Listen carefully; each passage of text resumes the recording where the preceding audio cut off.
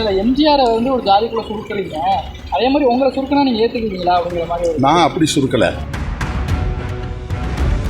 ஜெயலலிதா அம்மையார் தன்னை ஒரு பார்ப்பன பெண்மணி என்றே பகிரங்கமாக சட்டப்பேரவையில் அறிவித்துக் கொண்டார். அதனால் அதிமுக மீதான விமர்சனம் இங்கே பார்ப்பனர்கள் அல்லது பார்ப்பனியம் என்கிற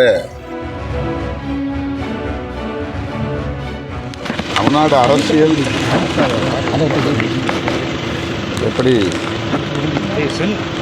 கடந்த 50-60 ஆண்டுகளாக இயங்கி வருகிறது, எவ்வாறு அது கட்டமைக்கப்பட்டது என்பது குறித்த பேச்சில்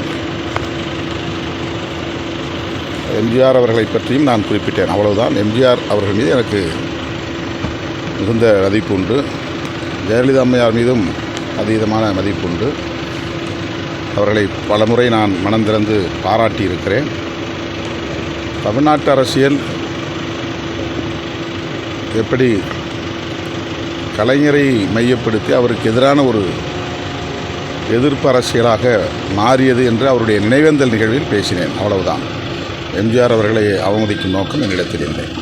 இப்போ மீண்டும் வந்து திமுக கூட்டணியில் வந்து கருத்து வேறுபாடு இருக்குன்னு வந்து எடப்பாடி சொல்லியிருக்காரு. இன்னும் 8 மாத காலம் இருக்குது, இங்கே நாங்கள் வந்து பெரிய கூட்டணி அமைப்புன்னு சொல்லியிருக்கோம். அது அவருடைய ஆசை, அவருடைய முயற்சி. 8 மாத காலத்தில் அவர் அதை சாதிக்க வேண்டும் என்று விரும்புகிறார். அது அவருடைய தனிப்பட்ட விருப்பம். இப்போ கருத்து வேறுபாடு திமுக கூட்டணியில் மீண்டும் அது எனக்கு அந்த மாதிரி எதுவும் தெரியல. திமுக கூட்டணியில் எந்த கட்சிகளுக்கு இடையிலே கருத்து வேறுபாடு இருக்கிறது என்று எனக்கு தெரியவில்லை. கருத்து வேறுபாடுகள் இருக்கும், ஆனால் அது ஒரு உறவை அல்லது கூட்டணி உறவை சிதைப்பதாக இருக்குமா என்று எனக்கு தெரியவில்லை. எந்த பொருளில் அவர் சொல்லுகிறார் என்று அவரிடம்தான் விளக்கம் கேட்க வேண்டும். பாமக பொதுக்குழு ஏன்னா நீங்கள் அன்புமணியும் ராமதாஸும் இணைஞ்சிருவாங்க, இணைஞ்சு தான் தேர்தலை சந்திப்பாங்க, ஆனால் விரிசல் அதிகமாகிக்கிட்டே போகுது. அதில் நான் கருத்து சொல்ல விரும்பவில்லை. இல்லை, ஜெயலலிதா வந்து ஒரு கம்யூனிட்டிக்குள்ளே வந்து சுருக்குறாங்க அப்படின்ற விஷயத்தை வந்து நீங்கள் அது மாதிரி வந்து திருமாவளவன் வந்து அந்த கம்யூனிட்டிக்குள்ளே சுருக்க முடியுமா அப்படின்னு சொல்லிட்டு செம்மல் பேசியிருக்காரு சார். அதுக்கு என்ன பேசுகிறேன்? முன்னாள் அமைச்சர் செம்மல் முன்னாள் அமைச்சர் என்ன கேட்டார்? அதாவது ஜெயலலிதா வந்து ஒரு சாதிக்குள் இல்லை எம்ஜிஆரை வந்து ஒரு ஜாதிக்குள்ளே சுருக்குறீங்க, அதே மாதிரி உங்களை சுருக்குனா நீங்கள் ஏற்றுக்குவீங்களா அப்படிங்கிற மாதிரி? நான் அப்படி சுருக்கலை. அது தவறாக புரிந்து கொள்ளப்படுகிறது. எம்ஜிஆர் தலைமையில் அதிமுக இயங்கியதும் ஜெயலலிதா அம்மையார் தலைமையில் அதிமுக இயங்கியதும் கருணாநிதி எதிர்ப்பை முதன்மையாக கொண்டிருந்தது என்று விளக்கும் ஒரு உரையாக என்னுடைய உரை அமைந்திருந்தது.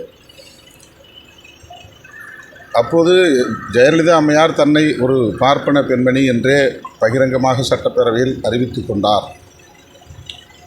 அதனால் அதிமுக மீதான விமர்சனம் இங்கே பார்ப்பனர்கள் அல்லது பார்ப்பனியம் என்கிற சமூகத்தினரால் அல்லது சக்திகளால் பெரிய அளவில் விமர்சிக்கப்படவில்லை.